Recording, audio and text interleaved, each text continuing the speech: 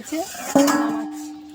এই যে জলে ফেলে দিয়ে গেছিলাম আলু, হ্যাঁ সেদ্ধ হয়ে গেছে, এবারে জল থেকে নামা হয়ে গেছে, এবারে নামিয়ে দিয়েছি।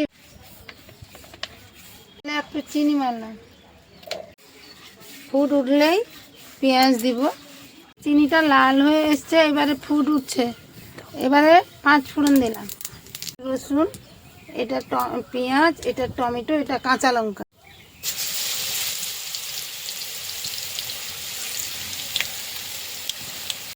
পেঁয়াজ দিলাম, একটু খুন্তিতে নেড়ে দিতে হবে। তারপরে পেঁয়াজটা একটু তেল থেকে ছাড়লেই টমেটো দেওয়া হবে। তেল থেকে পেঁয়াজটা ছাড়লেই লঙ্কা দিব। এবারে লঙ্কা গুঁড়ো দিলাম, একটু নেড়ে দিতে হবে। কালার আনার জন্য গুঁড়ো লঙ্কা দিতে হয়। এই যে দিয়েছি মশলার বাটা, দেখুন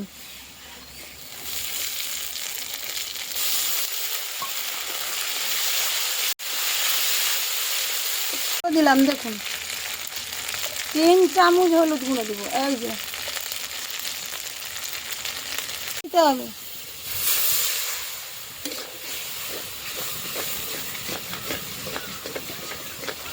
হলুদটা পরিমাণের মতো দিয়েছি।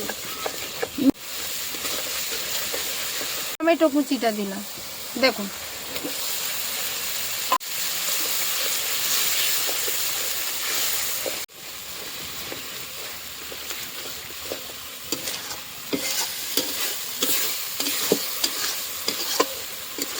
টমেটোটাকে একটু নরম হয়ে গেলেই আলুটা তুলবো।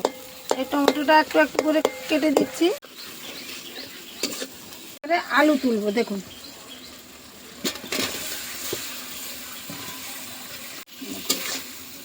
একটু নাড়তে হবে, নাড়ার পরে জল দিতে হবে।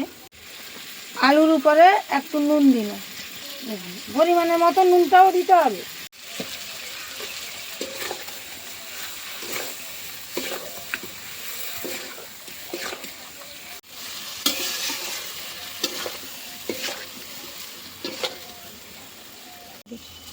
আমি আলু কষা করছি, এতে বেশি জল পড়বে না, অল্প একটু জল দিব।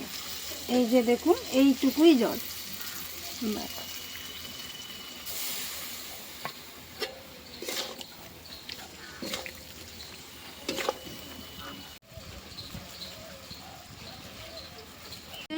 এবারে এটা একটু ফুটে গেলেই নামিয়ে দিব। দেখুন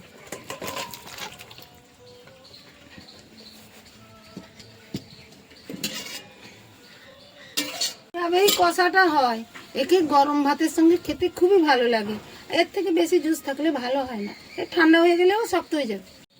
গরম ভাতের সঙ্গে খেতে খুবই ভালো লাগে। দেখুন